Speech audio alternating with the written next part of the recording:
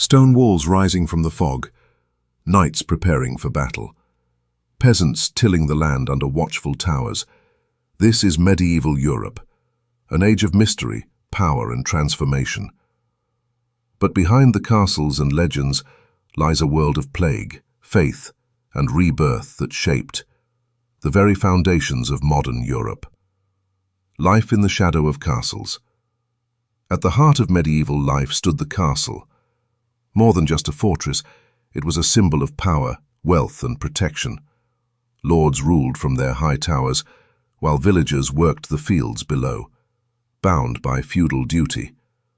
For the common people, the promise of safety within the castle walls came at the cost of freedom. The age of knights and chivalry.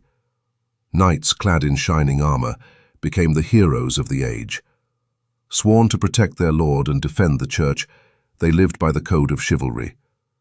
Yet the knightly ideal often clashed with brutal reality.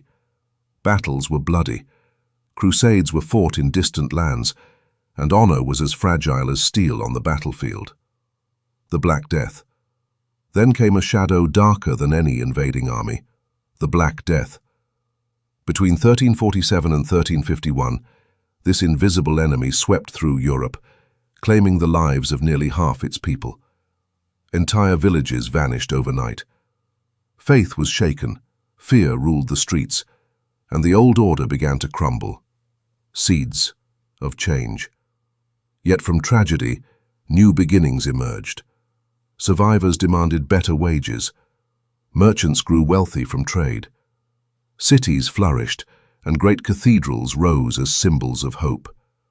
Europe was no longer only ruled by the sword. It was awakening to knowledge, commerce, and art. Dawn of the Renaissance. By the 15th century, the darkness of the Middle Ages gave way to light, the Renaissance.